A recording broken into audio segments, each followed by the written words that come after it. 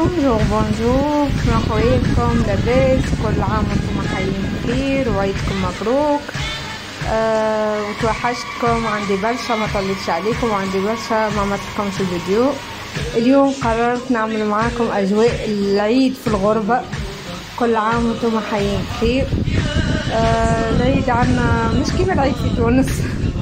مشينا صلينا صلاة العيد، جينا بالطبيعة ثم لمسات تونسية، تنظيف الدار وتبخيرة والحاجات هذيك يعني لازمة. وبما اني ما ذبحتش يعني اللحم فوحته من البارح، اليوم مش نبدا الروتين تاع العيد كيما في تونس. بحكم اني وحدي يعني لازم نعمل جوي خاص في مصر كأني في تونس. بديت اول حاجة بعد ما شعرت القانون، اول حاجة عملتها السلطة المشوية اللي ما تغيبش على عيد في تونس. بديت نشوي في السلطة. بعد ما شويت السلطة عملت بابا غنوش، يعني شويت الباذنجان وعملت سلطة بابا غنوش.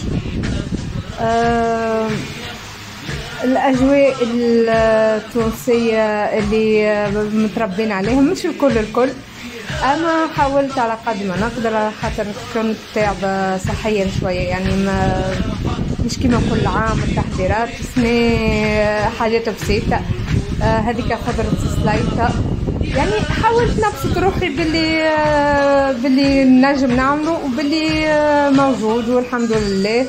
هذه كبدة ملفوفة بالمنديل بتاع العلوش.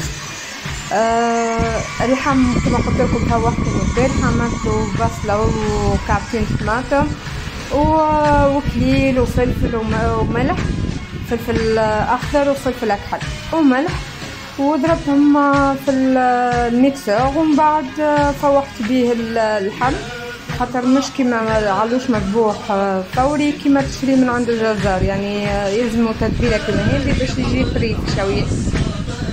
وبديت احسن حاجه اللحم نتاع سنة طلع عنا باهي، يعني كلي هادي، يعني كل شيء تعمل كيما مميزين نعملوا في تونس الحمد لله. ان شاء الله عيدكم مبروك وان شاء الله كل عام وانتم حيين بخير. هذا الكبده اللي بالمنديل كما قلت لكم ستيل كرب يعني. المهم حاولت نعمل شويه جو تونسي، ناقص لمة العيلة، ناقص لمة الأصحاب، لكن الحمد لله على كل حال يعني نفرح بالموجود لحد ما يأتي ما يخالف ذلك. الحمد لله على كل حال.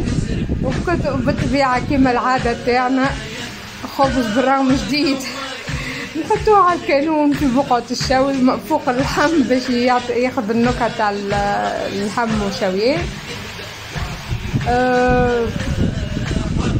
كملت سنة على خاطر ما عملتش الخبز في الدار، ما صحيح ما نجمش ناخذ برشا قدام الغاز